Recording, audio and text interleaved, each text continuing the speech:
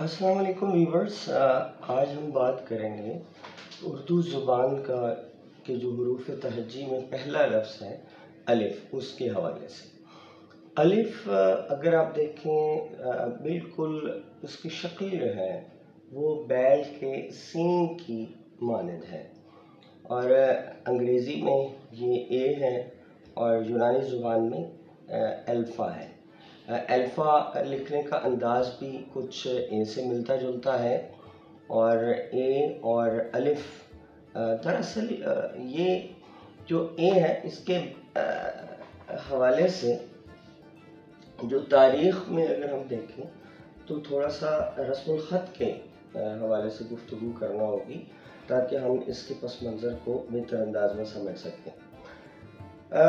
ہم یہ جانتے ہیں کہ جو تحریر کرنے کا رواج ہے وہ 4000 قبل مسیح میں مصریوں نے سیکھ لیا تھا، بلکہ اس کے بعد جو ان کے پیرالل یا ان کے متوازی جو تہذیبیں موجود تھیں جیسے میسوپوٹیمیا ہے یا ہڑپن سویلائزیشن موجود ہے، اس میں بھی جس انداز سے چیزوں کو ریکارڈ کیا جاتا تھا وہ تصویری شکلیں ہوتی تھیں، لیکن جو سمپلیفائیڈ حروف تہجی ہیں یہ کارنامہ ہے فونیقیوں کا۔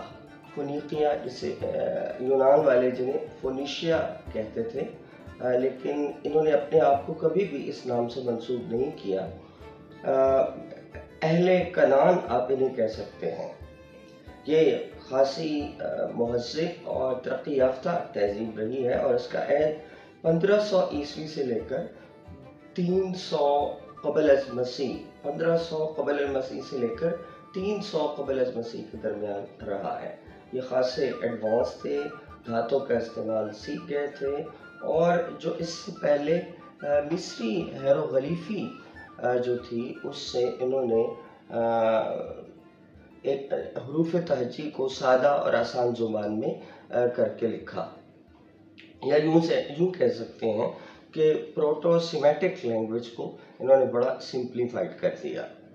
اب جب انہوں نے الف جو ہے اس کی شکل بنائی تو یہ بنیادی طور پر بیل تھا، اور اس کو سمپلیفائی کر کے اس کے ایک سین جو تھا اس کو انہوں نے الف کی شکل دے دی، اور اس کی بنیادی وجہ ایجپشنز کے ہاں یہ ہے کہ اوزیرس دیوتا جو مصری یا ایجپشن سویلائزیشن کے اندر بنیادی حیثیت رکھتا ہے، اس کا جو سمبل تھا اس تہذیب کے اندر وہ بیل تھا، ایک مقدس سانڈ تھا جس کو وہ ایپس کہتے تھے۔ بعد میں یونانیوں نے جس کو سیراپس کہا، اس کا معبد بھی ممس جو مصر کا ایک شہر ہے وہاں پر موجود ہے۔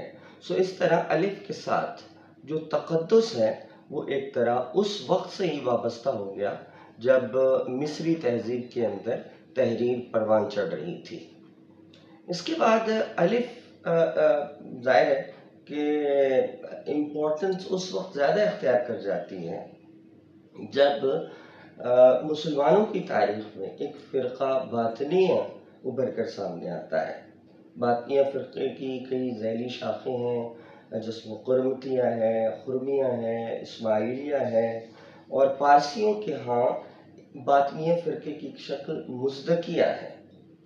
باطنیہ کو باطنیہ اس لیے کہتے ہیں کہ یہ اس بات پر یقین رکھتے تھے کہ قرآن مجید کی جو آیات ہیں اس کے دو پہلو ہیں، ایک ظاہری اور ایک باطنی، اور جو باطنی پہلو ہے دراصل وہی حقیقی اور اصلی پہلو ہے۔ باطنیہ فرقے کے اندر ایک اس کی ذیلی شاخ حروفی رہی ہے، حروفی جو حروف تہجی سے منسلک تھے، اور الف کو وہ حقیقت مطلق یا خدا کی علامت خیال کرتے تھے، لہٰذا حروفی جو تھے باقی جو حروف ہیں بے تے ٹے سے یا باقی آگے چلنے والے جو حروف ہیں ان کو اس کے ظواہر خیال کرتے تھے، اور یہ باقی ساری کی ساری کثرت ہے، جبکہ الف جو ہے یہ وحدت ہے اور باقی حروف وہاں سے متفرع ہوئے ہیں۔ حروفیوں کا جو سرغنہ تھا فضل اللہ، اس کو تیمور لنگ نے مروا دیا زندیق کہہ کر، لیکن یہ خیال جو تھا کسی نہ کسی شکل میں موجود رہا، اور پھر یہ خیال وحدت الوجود کے فلسفے میں شامل ہو گیا۔ وحدت الوجودی فلسفے کے راستے سے یہ پھر ہندوستان آیا، اور پھر ایران میں اس نے جڑیں پکڑی۔ اور اگر آپ غور کریں تو جو ہمارے ہاں بہت سارے پنجابی شاعراں ہیں، انہوں نے الف کو حقیقت مطلق کا استعارہ بنایا ہے۔ آپ خواجہ غلام فرید کی شاعری کو اگر پڑھیں تو وہاں پر الف کا استعارہ بار بار ملتا ہے۔ مثلاً خواجہ غلام فرید کی ایک کافی سے دو شعر آپ کے سامنے رکھتا ہوں۔ ملا مینوں سبق پڑھایا، الفوں اگے کچھ نہ آیا، وہ بے پکاردہ اے، ملا مینوں ماردہ اے۔ یہاں ملا جو سبق پڑھا رہا ہے وہ ظاہر ہے اور طرح کا ہے، لیکن صوفی شاعر الف سے آگے نہیں جانا چاہتا، کیونکہ اس کے نزدیک الف ہی حقیقت ہے، اور باقی حروف جو ہیں وہ کثرت ہے، اور کثرت جو ہے وہ دھوکہ ہے، فریب ہے، وہ جسٹ نظر آتا ہے، لیکن اس کی حقیقت کچھ نہیں ہے۔ کثرت کی حقیقت وحدت میں پنہاں ہے، اور وہ وحدت الف ہے۔ اسی لیے بار بار الف جو ہے وہ ہماری شاعری میں کہیں نہ کہیں کسی نہ کسی شکل میں موجود رہتی ہے۔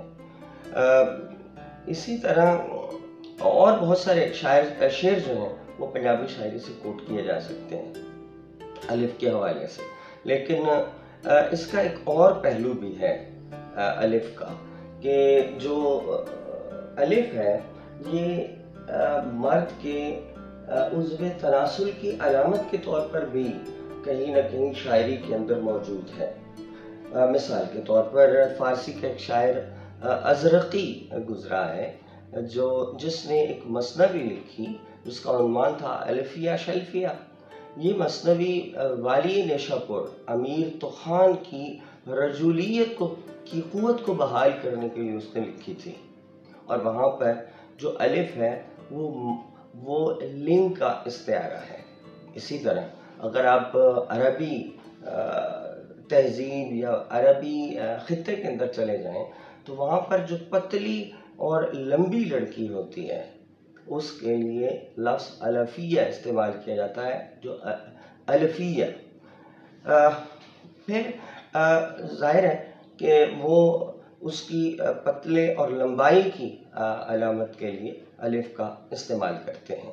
سو الف جو ہے وہ اس کا مذہبی پرسپیکٹو، اس کا وحدت الوجودی پرسپیکٹو، اور اس کے علاوہ اس کا ایک جنسی پرسپیکٹو ہمیشہ سے ہمارے ہاں موجود رہا ہے۔